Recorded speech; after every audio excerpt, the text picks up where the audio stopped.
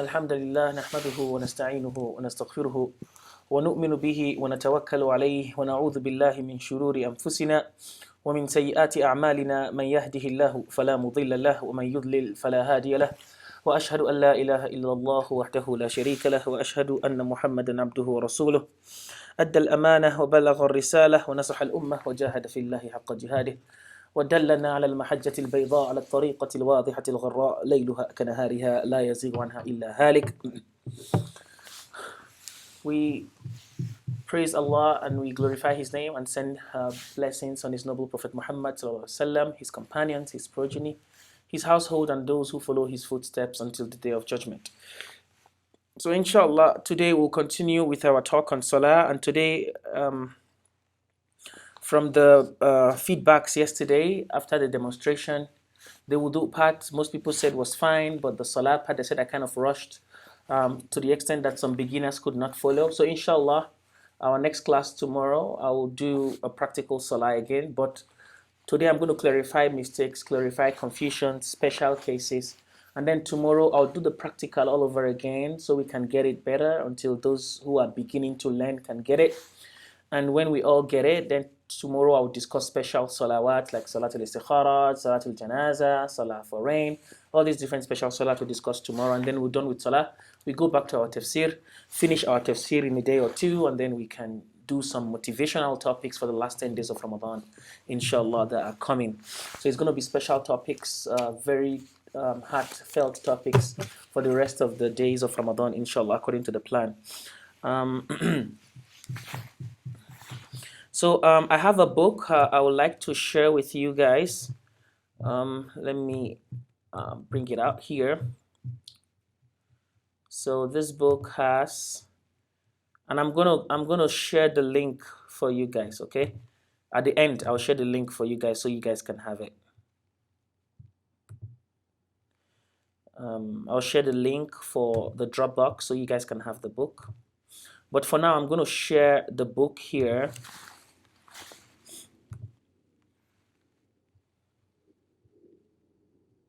So you all can see. And I want you guys to tell me if you can see once I share this, okay? So yesterday in the wudu, when I was explaining the wudu to you guys, during the nose, washing of the mouth and nose, the istinshaq and istinthar, I forgot to tell you guys the istinshaq is taking the water in the nose and istinthar is bringing it out. So you take it with your right hand and bring it with your left hand. I demonstrated it, but I should have emphasized on that according to the Sunnah of Rasul sallallahu alaihi wasallam. So now I'm sharing this screen. Can everyone see the screen that I'm sharing?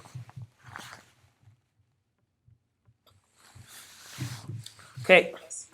Okay, good. So this is a book. There are two books we're going to go through really quick. This is a summary. It's just like 18 pages. Compiled. It's called Common Mistakes in Salah. Compiled by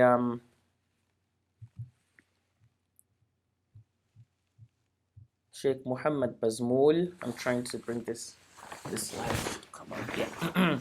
Sometimes I need to stand up for my light in the class to be on. Sometimes I forget. So his name is Sheikh Muhammad Bazmoul.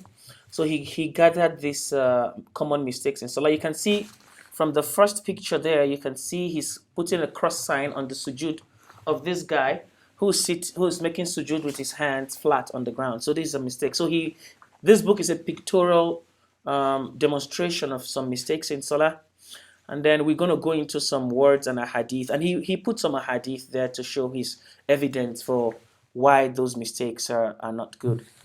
So it doesn't mean if you prayed like this your Salah is gone. No, it just reduces from the reward. So you should understand there are some mistakes that take away your Salah, and we went through that yesterday, and hopefully by the end of this class I'll emphasize the points again on the conditions, the pillars, the compulsory parts, and the sunnah parts of Salah. So the conditions and the pillars are the ones that when you forget and you leave, you don't make them up, your Salah is gone. If the conditions are missing at all, your Salah is gone, because there are things you need to prepare before Salah, like ghusl and wudu, cleaning yourself, being a Muslim, being conscious, being mature. So if any of those are missing, so your Salah is not counted at all, except the mature part. Allah counts your Salah, but He doesn't hold you responsible if you don't pay. So we went through all that. And then facing the Qibla and, Then we went to the one of the pillars. So we went through, I think, the 14 pillars, the 9 conditions, the 14 pillars, and the 8 requirements. So we went through the 14 pillars, Allahu Akbar, Takbiratul Ihram. So we said these are compulsory things, reading Surah Al-Fatiha, the last tashahhud, standing up from Ruku, going to Ruku. So we said all these are pillars. If any of them is missing, you have to fix it. If you don't fix it, then that salah is not correct. Then we went to the requirements. The first tashahhud, the first sitting, the du'as you do, Subhana Rabbi al-Azim, Subhana Rabbi al-Azim. So these are requirements. If any of them is missing, you forget, then you can do sujood sahwi to make up for them. And today we're going to discuss what sujood sahwi is all about. But if you leave them intentionally, then that salah is not considered correct, okay, until you fix it. And we're going to show you how to fix salah when you miss a pillar or you miss a requirement, okay? And then, so we'll be going through this book. I think everybody said they can see this book, so that is good. So I'll just go ahead and go through the points of the mistakes in this book. So the first mistake the Sheikh is going to tell us about is, we can see, I'm going to share this book at the end, okay? I'm going to share it, so don't worry.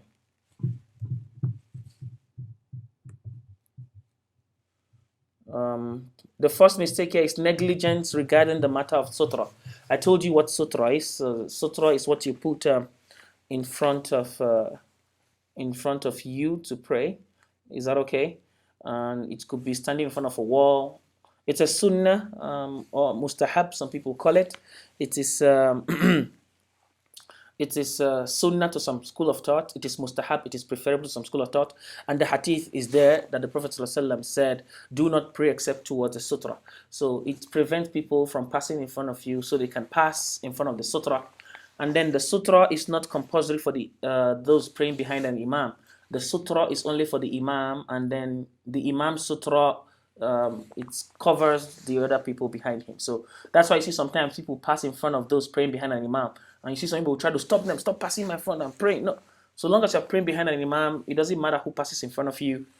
So long as the imams, nobody's passing in front of the imam has a sutra, that is the then it is okay.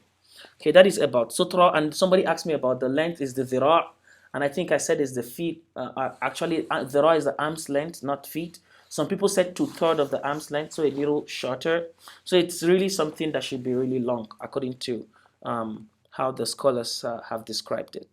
So it doesn't matter if it's supposed to be wide. It could just be a stick. So long as it's that long, it could be a little wide. So long as it's that long, it will do. It will suffice.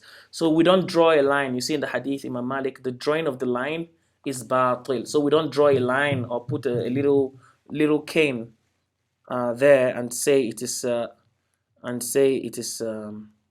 sutra. It will not serve as a sutra. So that's the first part. I think I have the chat open. Yeah, so people, so you can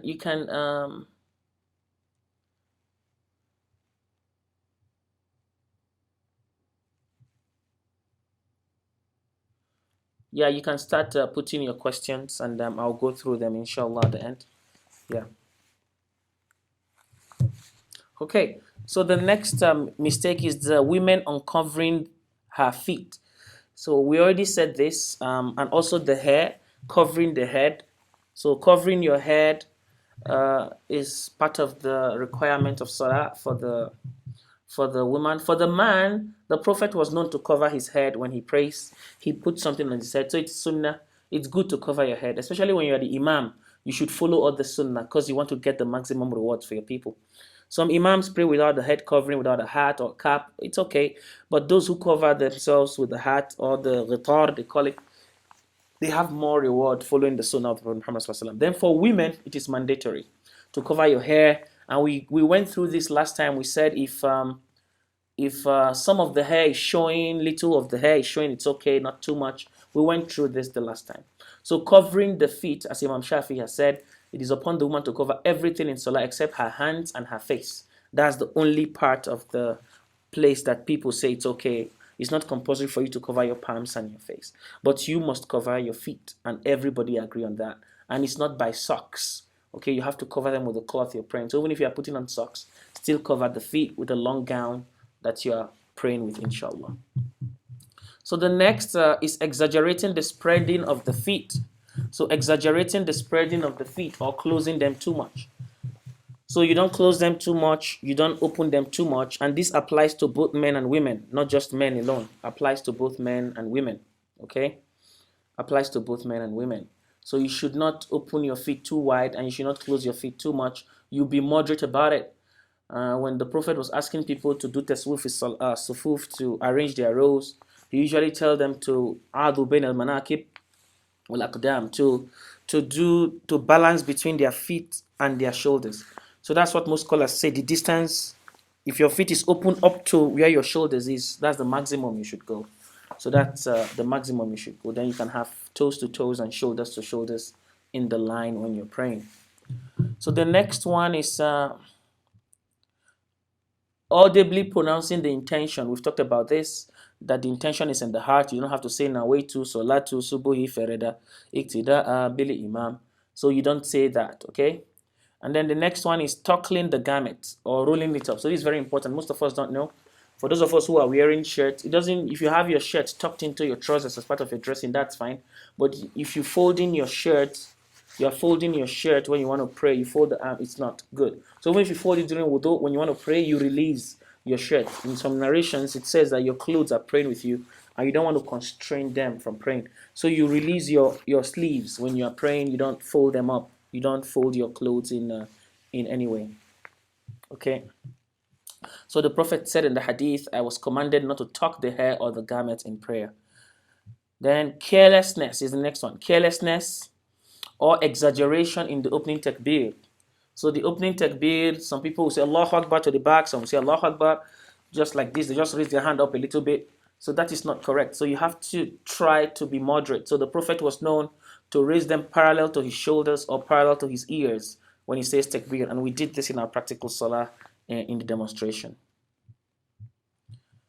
The next one is raising one's vision towards the sky or looking towards other place than prostration. So either you're looking around, being distracted, or you are looking up in the sky. The Prophet has warned us against that, to look only to where we're praying and not look straight in the sky. And the Prophet said the people who lift their eyes towards the sky should avoid it, lest that their sight not be returned to them, according to the hadith.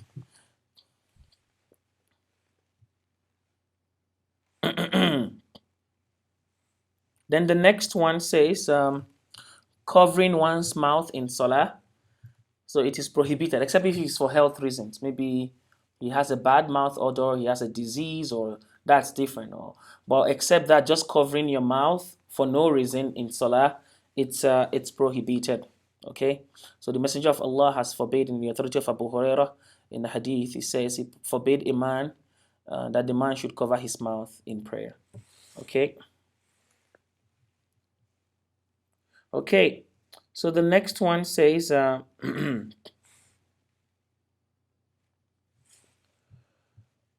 placing the right hand upon the left hand in places that are not the sunnah. So don't take it too high and don't put it too low. The Prophet was known to put the hands in between, in the chest, in between the belly and the chest. So not just up to the neck or down below the belly. So that's not the sunnah, okay? So those two are wrong. So now the next is the mistakes we make in ruku. Either we are not doing the ruku properly, we are just halfway gone, or we are just too bending down. Some people will be bouncing in ruku, they'll just go all the way down. So that is not correct. It has to be flat and in between these two. And then the next thing about ruku too is how you hold your feet. That's the next one in the ruku. So you see some people will open their arms, and some people will hold down, some people will hold their laps, some will hold their below their knees. So that is wrong. It has to be on the knee and you open your arms. So the Prophet said when you bow, place your palms upon your knees and spread your fingers. That's what the hadith says. So you open your fingers, spread your fingers while grabbing your knees. So this is wrong. This is wrong, and the one to the right is the leftmost one is the correct one. Okay. Okay. Then sujood. So these are demonstrations. Like I said, most of these things will become clearer today, and hopefully, if things are not still clear today, by tomorrow we should be able to fix it. So overextending yourself in sujood or pulling yourself in too close. So both of those are not correct. You have to be balanced. So some people say you should be straight between your leg, your feet, and your backside. Your behind should be straight. So not too close, not too extended, and then you can get a balance from there to be in the middle. So the next one is raising one's nose from the ground during the sujood. We've said that your face and your nose has to be touching the ground, not just your nose or not just your forehead. The next one is lifting one's feet from the ground. When you're praying, some people lift their feet, either they are joking or out of forgetfulness or not paying attention to how they pray. That is also not correct. Okay, that is also not correct. Okay. The next one is placing the right foot upon the left foot. The same thing. Some people, when they go to sujood, they put their foot, cross their feet or something. So this is also wrong. It's a mistake in salah. And the next one is not firmly placing the bottom of one's hand upon the ground. So when you're on the ground, your palm supposed to be flat on the ground. So your palm flat on the ground during the sujood. Some people, you can see this guy clumping his fingers on the ground and his palm is not totally touching the ground. That is also not acceptable. That is not acceptable. Next, says sitting in the manner which is affirmed by Rasul. So you don't sit in these manners. Is that okay? In the tashahhud. Is that okay?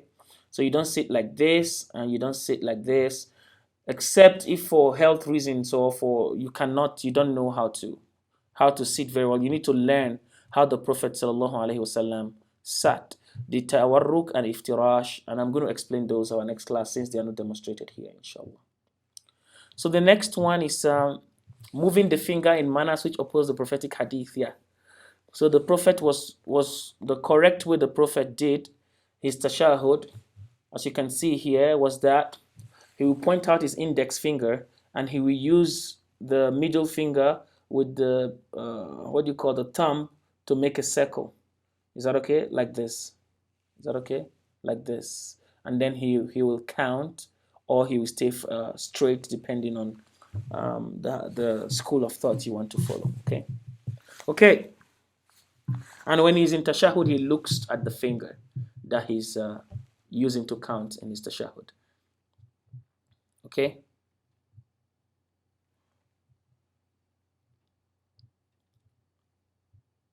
So some people say like this also. He connects them like this.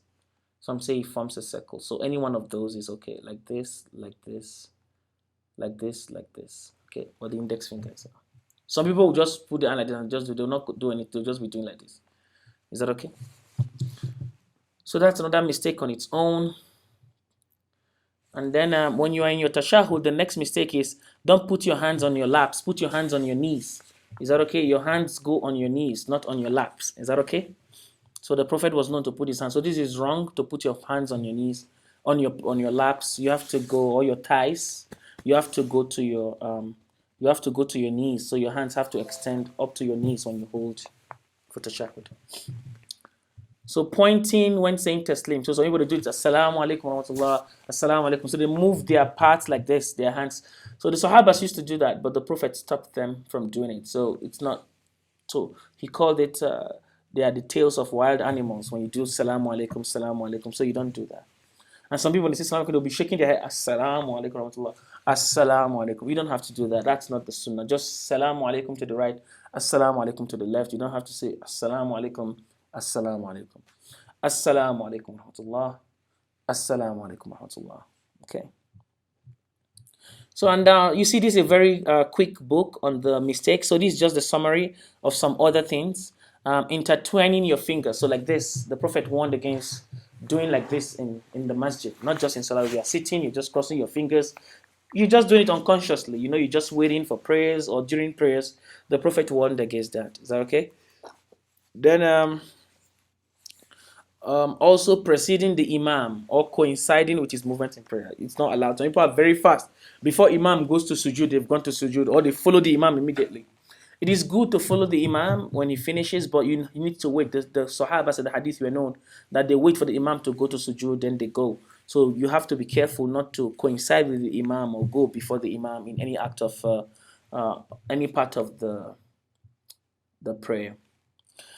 Then the next is A person yawning without trying to restrain it. Just be whoa, whoa, just be yawning, be distracting others, moving too much, scratching yourself, rotating the head, during taslim, like assalamu alaikum, to the extreme, disturbing those praying with sounds of cellular phones. These are all not very good. Bringing children that have no self-control, children that they are noisemakers, they disturb you. You keep them at home. You can bring children. Nothing is bad in bringing children to the masjid. The Prophet had Qasim with him once when he was praying, and he would climb his head, but not someone that would distract others and make so much noise that people cannot concentrate and focus on their salah. Being extremely fast in making the statement of moment of prayer, Allah Akbar, Allah Akbar. So, when you are too fast like this, it's also a mistake in prayer, and it is not acceptable. Okay, so I think this is the last of this. Yeah, so this is the last of it for this one. So now I'm going to go to the next one. Somebody's saying I should wake up. I'm sleeping. I'm not sleeping. Okay. I'm just trying to be calm in presenting this. Is it everything I must present in the worry way? Okay, you want me to go to worry way. Okay, let's go to worry now. Okay, we are going to worry now. Since it's worry way you want. So let's go to the next book. I don't shop. No worry. I've shopped. I've shopped. I shopped today. So don't worry. Let's go to the next one, inshallah. So I'm going to open the next book, and the next book is going to be this one.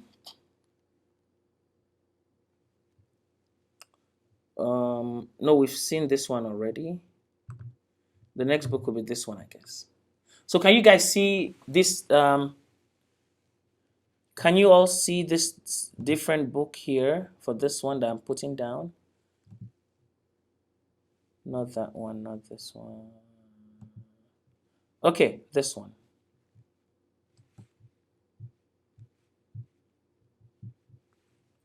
Okay. So if we can all see, please, I want some people to raise their hands if you can see this new book I just put here. Okay, good. So this one has more points than the first one we just discussed. So, and I'm going to send you links to both books, like I said. So the first mistake, he says, leaving the salah altogether. So this means you don't want to pray anymore. So this is a grievous mistake, and it's considered kufr. It's considered disbelief. Some people say it takes you out of Islam totally. You don't pray. It's time for prayer. You don't pray. You don't pray dhuhr. You don't pray asr. Some people neglect it for a few days. Some people neglect a few in a day. Some people neglect it for a month. Some people don't even care at all. So this is one big mistake of ignoring salah. So you see he's coming from a different direction in his mistakes in salah. And I'm putting both together for us to benefit, inshallah. Okay. So the next one says, delaying the salah from the appointed time. So you say, don't worry, let me finish this business. I'll go pray. Let me finish. That is another grave mistake. You are incurring Allah's anger, and Allah is not happy with that. That you are keeping him waiting while you want to pursue the other affairs of your life. Number 3 is abandonment of the congregational prayer in the masjid by the men. So the men that can pray, except with the virus that is going around, which is a separate situation right now. But if everything on a normal condition, normal circumstances, you should always try to meet up with congregational prayer.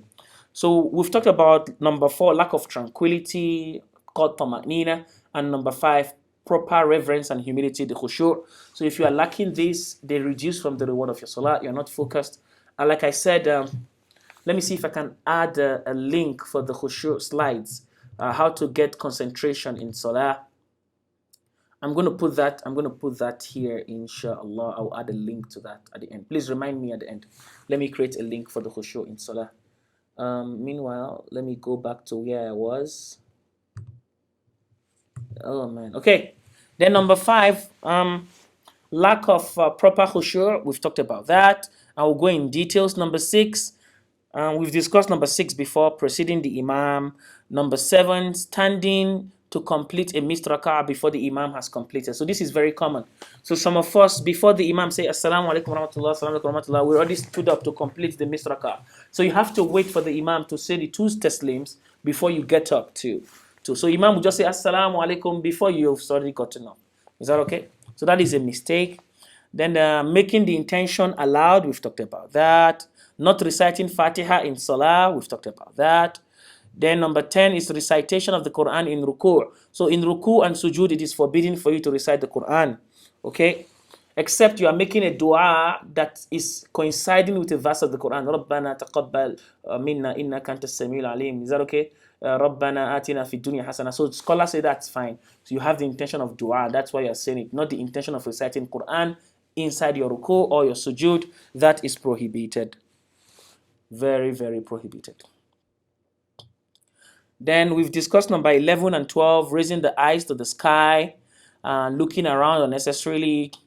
Then number 13, sitting on one's hunches during the salah and prostrating with the elbows. Is that okay? We've already said putting your elbows on the ground while you're prostrating, or those two sittings we showed you, they are not permissible. Number 14 says wearing a thin see-through garment where someone can see you. So transparent garments, transparent clothes are not acceptable for you to pray with. Then number 15, we've talked about covering the head and covering the feet. Number 16 is walking in front of the praying person. It is forbidden. Is that okay? And the hadith, as you can see there, walking in front of the praying person. If the one who passes in front of the praying person knew how serious a sin it was for him to do so, it would have been better for him to wait for 40 than walk in front of him. Is it 40 days, 40 years, 40 months? But you should have just waited if there's no other way, if you can pass behind the person. It's better for you to wait for the person to finish. Then number 17, not saying Takbiratul Ihram. So there was a Sahabi who fell into this. He had to repeat the whole Salah because it's a pillar. So you're supposed to say Allahu Akbar, the first Takbir. You just join the Salah without doing the first Takbir. Then in that situation, your Salah is not correct. You have to say the first Takbir and start all over again. So that's a big mistake. Not following the Imam. You come late, Imam is sitting in Sujood. You just wait, or the Imam is in Sujood. You wait for the Imam to stand up first. So what is known is anywhere you meet the Imam, whether Sujood, sitting, you join them. You join immediately because you get the rewards from there. So even if you've missed the raka'ah and the Imam is already in Sujood, still join the Sujood and pay back that raka'ah rather than waiting for a new raka'ah to start. So number 19, we've said busying oneself in matters, take one away from Salah. So you are thinking, you are looking around, you are distracted. So that is not acceptable.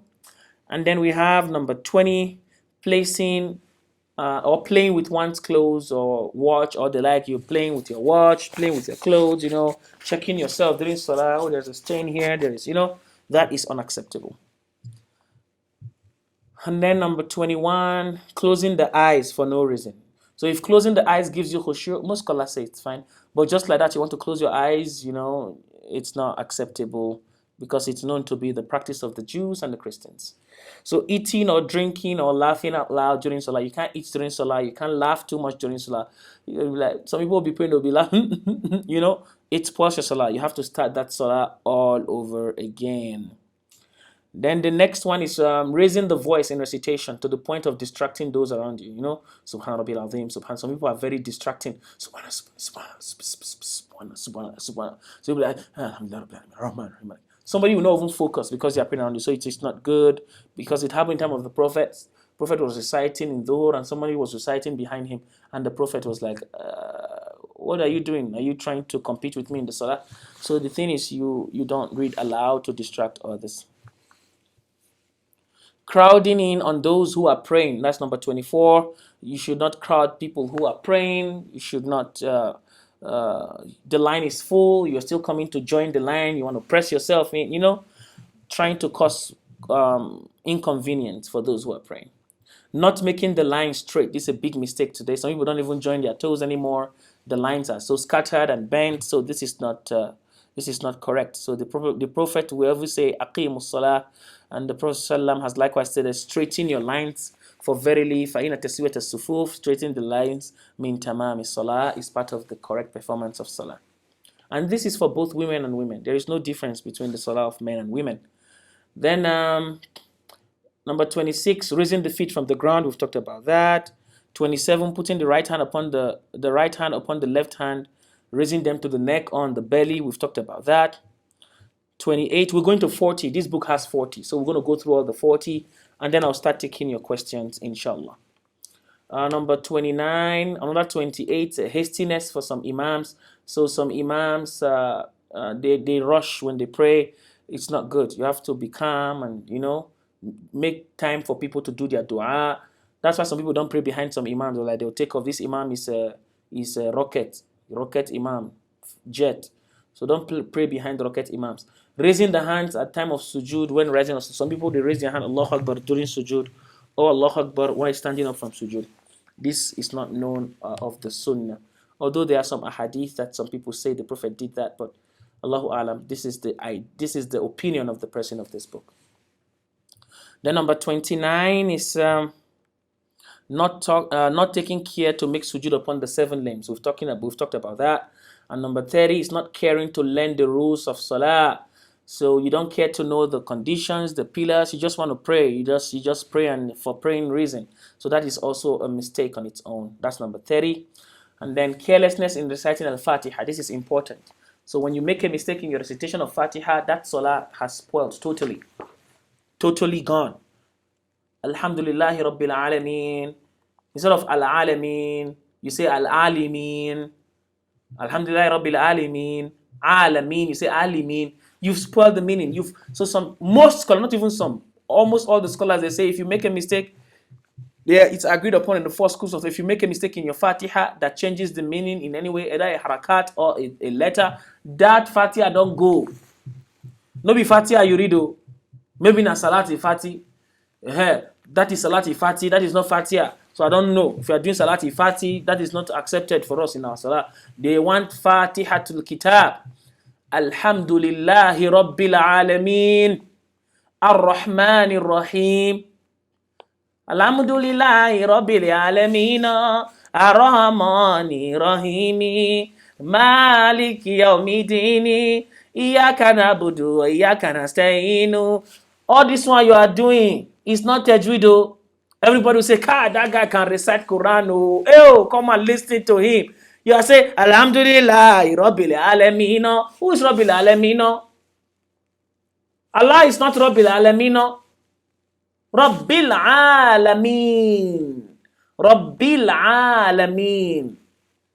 Is that okay? So you need to pronounce correctly. I know some people have pronunciation problem. That's fine. But you need to try to make it better and make your tajweed correct. As you can see in the next one, it says linguistic errors and an'amta alayhim ghayril maghdub. Some people say wala ralin, wala dhalin. So we say wala ralin. They'll change dot to ra. Totally unacceptable. Is that okay? Totally unacceptable. Then the next one is cracking the knuckles in Salah. So we've already said to interlace your fingers is wrong. To crack like this, to crack your fingers, even in the masjid or during Salah, is also not permissible. Okay?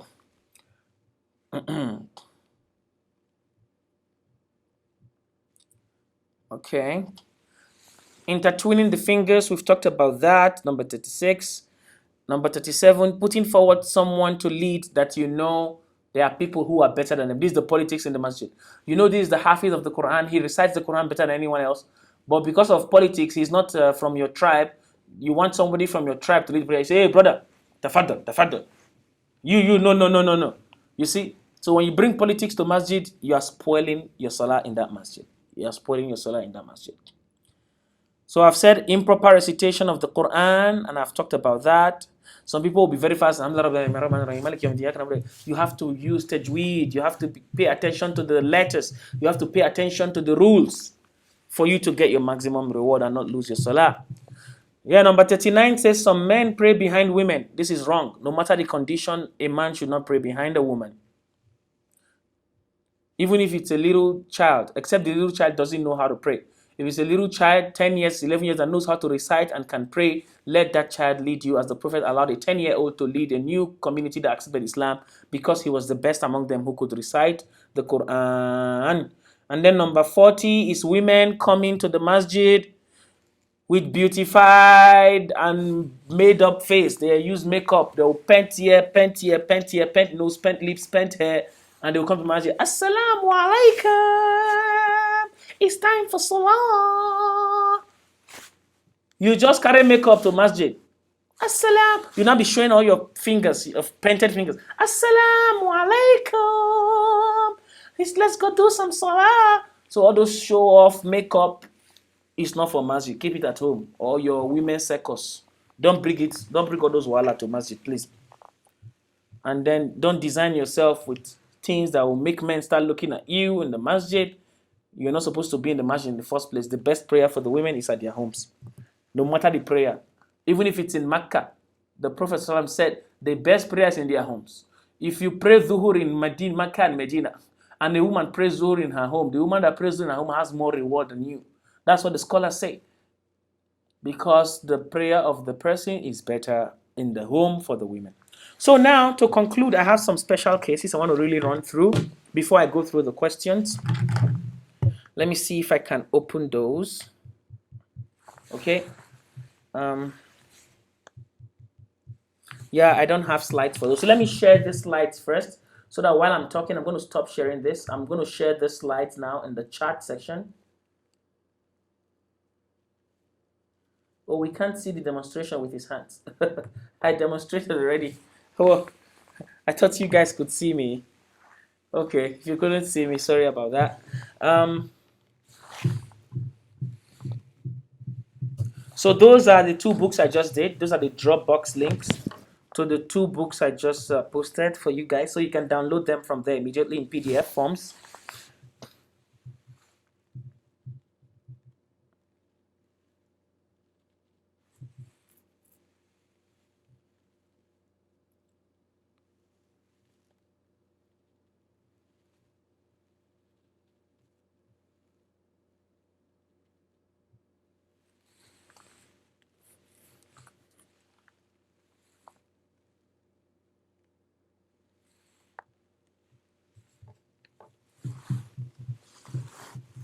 Okay, yeah, please let me quickly add the Khushu in Salah link. So I want you guys to give me just one moment while I put in the Khushu in Salah link.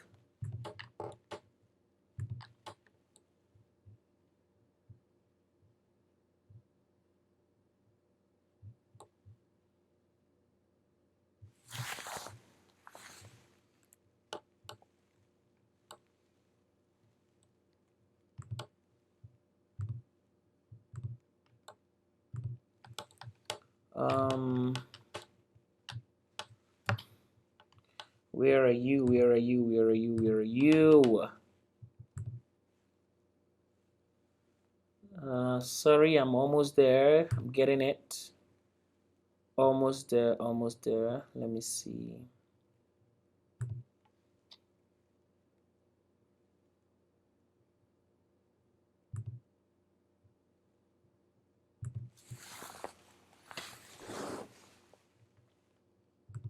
Okay, so I found it. So now I'm uploading it to the Dropbox.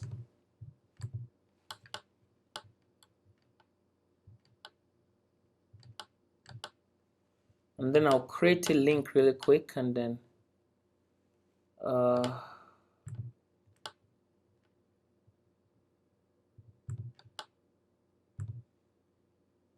okay. So I have it here, Alhamdulillah.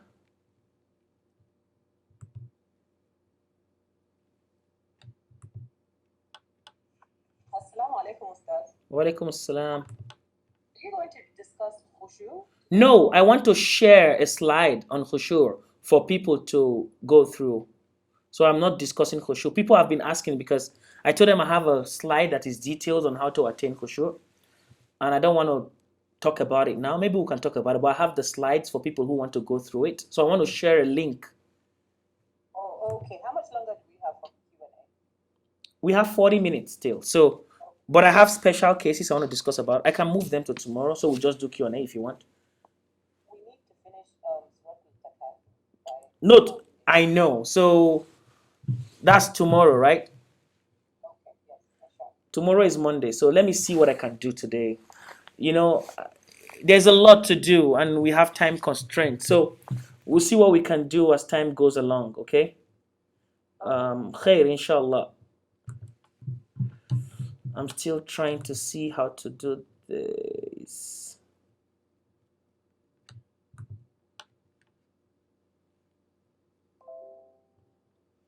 I don't, it's okay, I'll fix the khushu thing later. I can't. It's on my Dropbox, but I'm trying to get the link like I usually do, but it's not working for me right now. So let me take that off. Okay, I think I found the way. Yes, I found the way. Alhamdulillah. So I finally found the way. Now I'm saying khushu slides link.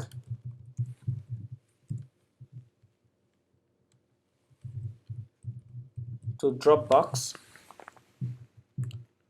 I think I'm sending this to. Okay, I sent it to Aisha only.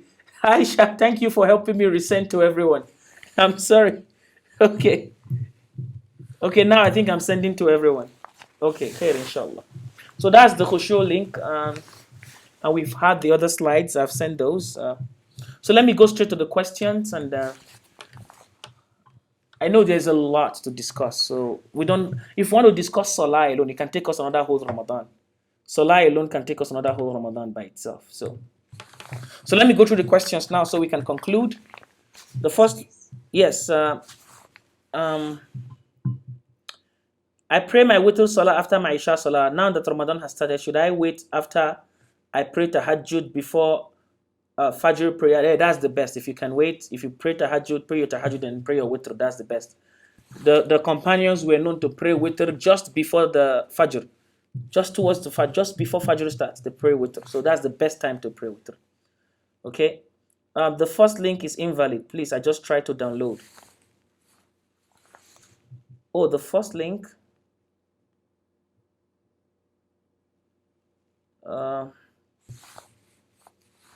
Okay, don't worry. I'll work on that. It's just too much going on. Let me be answering questions first. Don't worry, we'll fix it. We'll work on that. The next one. Attahiyatu lillah, az-zakiyatu lillah, at-tayyibah. No, this is correct. So this one is correct. There are some people that say attahiyatu lillah, az-zakiyatu lillah, at-tayyibatu lillah. They will add some other things that I don't know where they got it from. So that's one I say that is not correct. But this one, az-zakiyatu and tayyibat salawat, is correct. This is the other version. It's correct. There are two versions. There's attahiyatu lillah wa salawatu wa tayyibat, or attahiyatu salawatu tayyibatu lillah. Assalamu alayka ayyuhan nabi. So this one is correct for the tashahhud, for the question of tashahhud. Then the next one is with regards to sutra. If I'm facing a wall, you don't need sutra. If you're facing a wall, the wall is your sutra. Can you show it, please? Show what?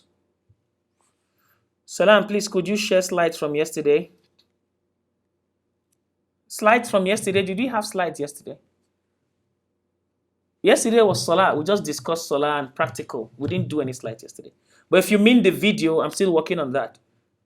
Okay? Is it okay to pray in your mind, not moving your lips? No, you have to move your lips. Allahu Akbar. Even when you're praying dhuhr, the silent prayers, Alhamdulillah, Rabbil Alameen, Ar-Rahman Ar-Rahim, Maliki Yawmiddin, Iyyaka Na'budu. You have to move your lips at least. Okay, Salam, please, how important is recitation with tajweed? Some malams here are saying that tajweed is not that important as long as what you are saying is clear. Tajweed is important. It's really, really important.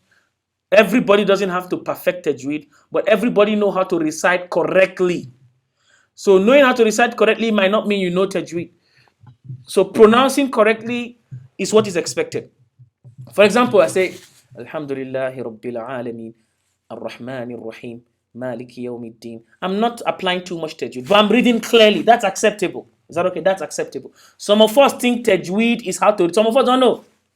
Alhamdu. What is Alhamdu? Hamdu. The meme is sukun. Hamdu. Alhamdu. Lillahi. Not Alhamdu. Hamudu. Lillahi. Rabbili alamina. Rabbili. What is Rabbili? Rabbil. So this is not tajweed now. This is you are spoiling the Arabic language. So some people are counting not spoiling the Arabic language as tajweed. Alhamdu lillahi rabbil alamina. Oh, say that guy voice sweet oh. Aramani Rahimi. What is Rahimi? Ra. Pronounce correctly. Rahimi. Maliki yawmidini. Iyaka nabudu wa iyaka nasta'inu.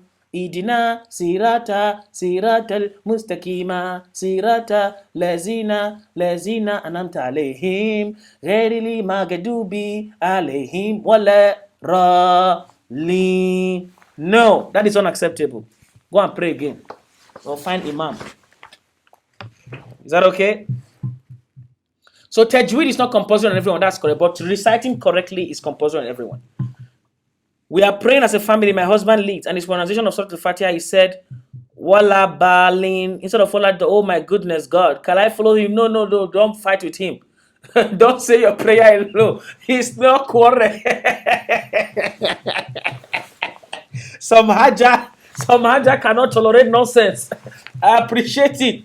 This Hajjah say his pronunciation of Surah Al-Fatiha. Okay, let me make attendees can see everything. Sorry about that, so you guys can see everything. So he said that the husband leads in prayer and the husband does not pronounce very well. Is that okay? So should she just pray her own or don't pray with him? Correct your husband. Let your husband correct himself so you can be praying with him, okay? No, don't fight about it. So observing social distancing during Salaah. I also watched a video. Yeah, some scholars say in conditions like that it's okay. But I don't know. If you are praying in your home and all of you know that you are fine, you don't have the virus, you can pray together. But if there's somebody that has been quarantined in the family that he just came from a trip, then you can put the person in the corner to follow the Imam. If a woman is in Mecca or Medina, it is more rewarding for her to pray in her hotel room instead of going to the masjid. Yes. But if you want to go to the masjid and pray, it's good. But the praying in your hotel room is more rewarding. Yes, that's what the scholars say. Not be me talking. It's the hadith. Is that okay? So when Prophet said that the prayer of a woman at home is better than her prayer in the masjid, he didn't say except for haram. No. He didn't say that. Yes, Qabli and Badi, they are the special cases I want to talk about. Is that okay? And I don't have time to talk about the special. Let me see if I can run through them. Let me start with the Qabli and Badi. So I've taught Qabli and Badi before. I said I demonstrated correctly. If you forget, you reduce something from your Salah, like you miss any of the requirements, not the pillars, not the conditions, the requirements, like the first tashahud, the first sitting. You didn't sit after first 2 rak'ah of Zuhr or Asr or Aisha. You stood up. You forgot to sit. You've reduced from your prayer because you've taken out a part of the prayer. You don't have to go back down. Finish your prayer and your Qabli will take care of it. So Qabli means after your tashahud, the last tashahud, before Salamu Alaikum, you do 2 sujoods again and say Salamu Alaikum. That is what Qabli means.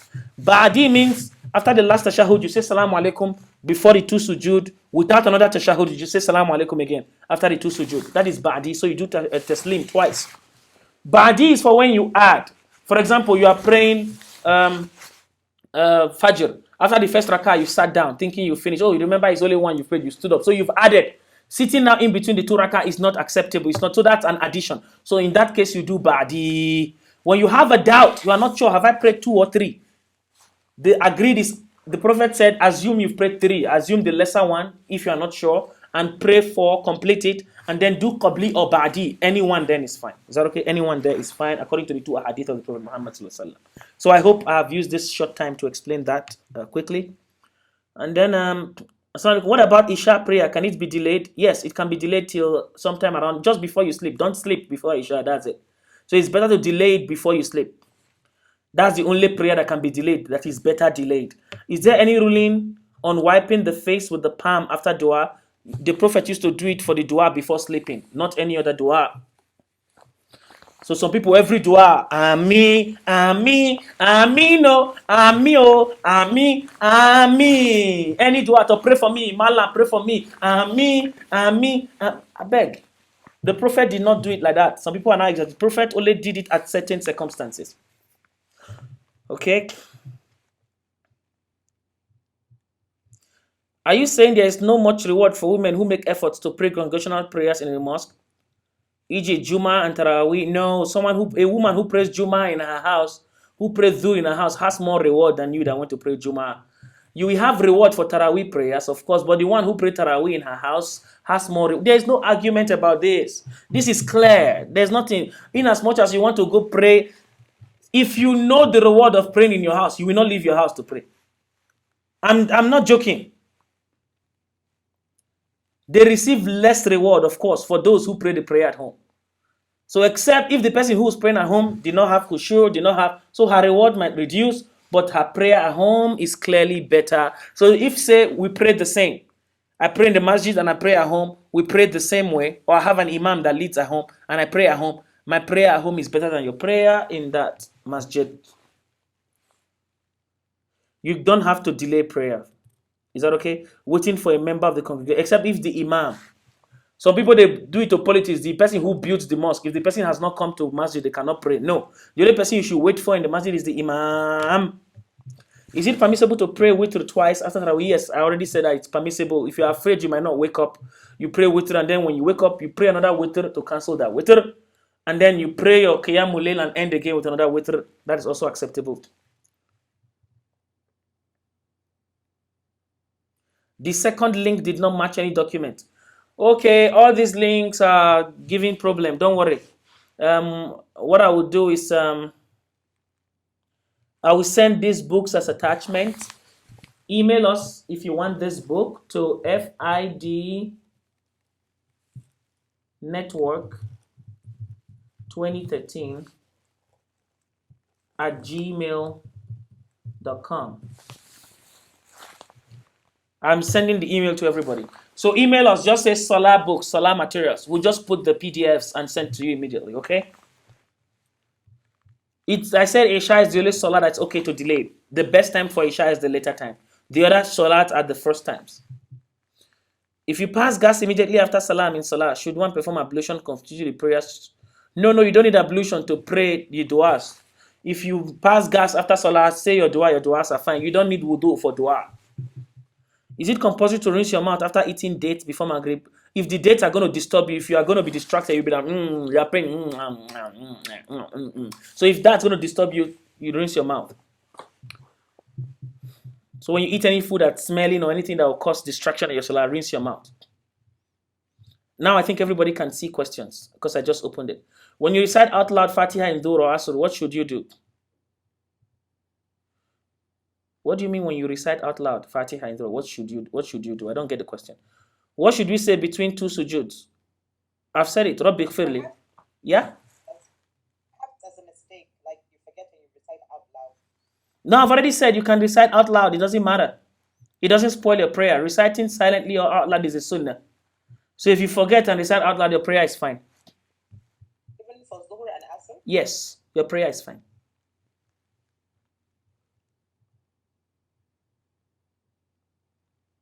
We went through the pillars and conditions, and did you see any reciting out loud during Dhuhr or reciting silently during Asr?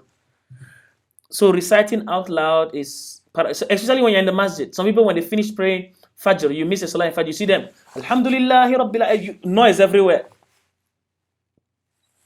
So in that situation, you just calm down, Alhamdulillah. You are still praying Fajr, it's okay. Some people will turn it into show off. What if the mistakes in one Salah become too much? That I forget I have done Iqamah, then forget I have done 2 Sujood, then forget I read Surah Al-Fatiha. Should I just end it and start all over again? Yes. This one is too much now. Only you forget Fatiha. Only you forget Iqamah is not the too much problem. Only you forget Sujood. Only you Abba for 1 rakah. Which people they disturb you? People are saying this wish now from Ijebu. So you have to start all over and concentrate, please. So when you miss only one thing or 2 things in the not Fatiha, not the Rukun, is that okay? Or maybe let's say Fatiha, you are not sure. So how to I have it in my special cases. I don't know if I have time to. Isha prayer is not valid till Fajr, please. Qiyamul Layl time, no, not too much. Midnight is fine. And that is why the scholars say just pray it early like other prayers. Just when they call when it's time for Isha, just pray early to save yourself, because some of you will be like, oh, don't worry, let's delay. So now I'm not giving you go ahead. Some of you will now go and sleep and say it's Mubarak's fault. When they call Adhan for Isha, go and pray Isha. Please, I use God beg you. Or the best way to say it is pray Isha the time your community prays Isha. Pray Isha the time your mosque pray Isha. Pray the Isha at the time that people in your community call Adhan for Isha and pray Isha.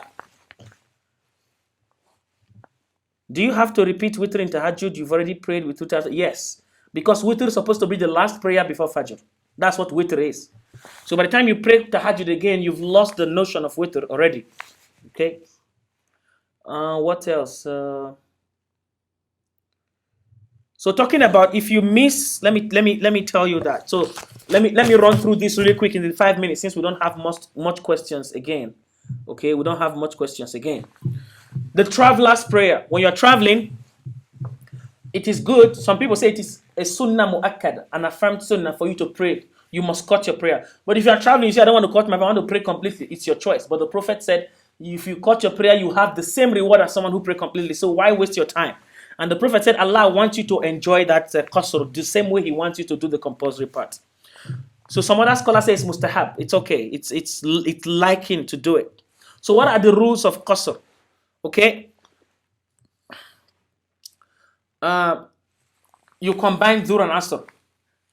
Except you'll be busy in your travel, things are happening. That's when you combine. Or you'll be in a trip somewhere you can't face Qibla. You combine before you go into that trip, Dhuhr and Asr. Either Dhuhr time or Asr time, Muqaddam or Mu'akhar. But it's better if you're in your hotel as a traveler, you're just relaxing. It's better to wait for the time for Salah and then pray two only than combine. If you're a traveler and you are praying behind an Imam that's not a traveler, follow the Imam and pray all the prayer. Even if you met the last 2 rak'ah, so long as the Imam is not a traveler, you will stand up and pray the remaining 2 rak'ah. You must complete your 4 rak'ah. Note that. Then the next question is the number of days. Shafi'iyya, Malikiyya, Hanbaliyya. Those 3 schools of thought said it's 3 days.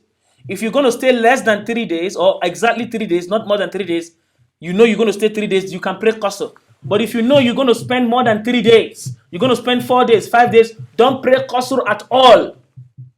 You are not a traveler. When you go there, start praying completely. That is Shafi'iyya, Hanafiyya, and Shafi'iyya, Malikiyya, and Hanbaliyya.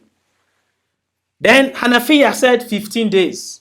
If you're going to stay 15 days or less, pray qasr. If you're going to stay more than 15 days, don't pray qasr at all. Not you're going to stay 5 days. You pray qasr the first 3 days and then stop praying qasr. No, you're going to stay 5 days, don't pray qasr at all. That's what they are saying. Note clearly now. The next one says, Ibn Taymiyyah says, if you decided to stay 3 days, but later some things came up, you had to extend your time indefinitely, you don't even know. Or you are traveling, but you don't know when you're going to come back, you are not sure, you can keep praying qasr for us, even if it's months. So this is where some problem comes. Some students to say, I'm traveling for school, I'm going to stay long. Should I pray for school? That's a different thing. I don't want to go into those details yet. But if you don't know when you're going to come back from your trip, you don't have a specific time and you're not sure, your business got stuck somehow, you can keep praying qasr after 3 days. I've talked about Qabli and Ba'di. Now I want to talk about when you miss something. For example, I miss Ruku. Is that okay? After saying walad dhalin amin kul huwa Allahu ahad Allahu samad lam yalid wa lam yulad wa lam yakun lahu kufuwan ahad, I went straight to sujood. Area. As I went to sujood, I forget ruku. So maybe I went to sujood and I'm still praying. The first sujood, the second sujood, before I remember. So how do I pay the ruku, which is a pillar of my salah? So he said, إِذَا ذَكَرَهُ or إِن ذَكَرَهُ قَبْلَ الْوُصُولِ. So if you remember that you miss ruku before the next ruku of the next rak'ah, then you stop whatever you are doing, go back to the ruku, say the ruku, and continue from the ruku. That is the first one. Is that okay? And then you do sujood sahwi after.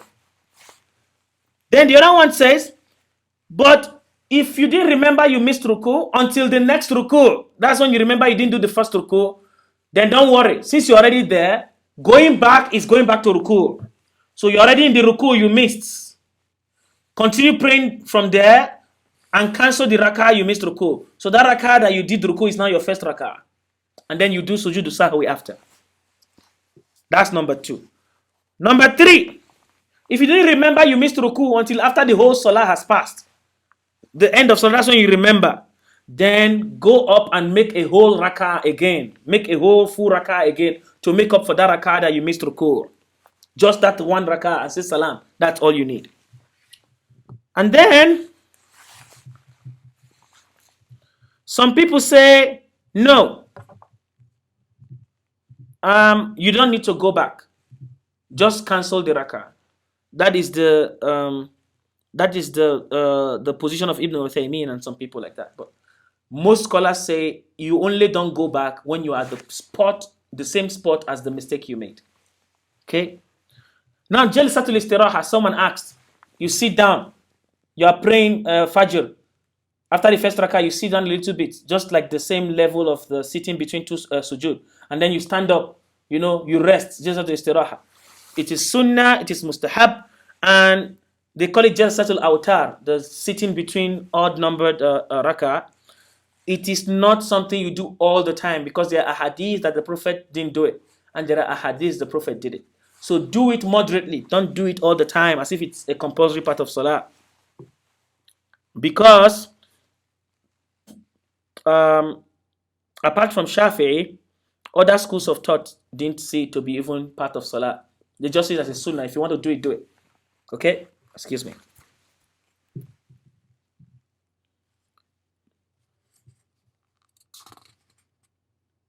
And if you are doubting, did I do ruku or not? Did I do ruku or not? Assume you didn't do ruku and then go back and repray it. That is the correct one for that.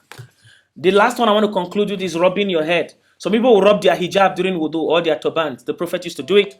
Scholars allow it for even women. Shafi'i allows it because of the hadith of Bilal that the Prophet used to rub his turban and not take the turban off to rub his head. So Maliki said no at all. According to Maliki school of thought, it's not acceptable except if the thing is water penetratable. Water can go in. Okay. For turban, Maliki say fine, but for hijab, he say no. Then scholars now say it depends. If you're in a place where it's hard for you to take off your hijab and rub your hair, just rub the hijab for your hair. It's fine.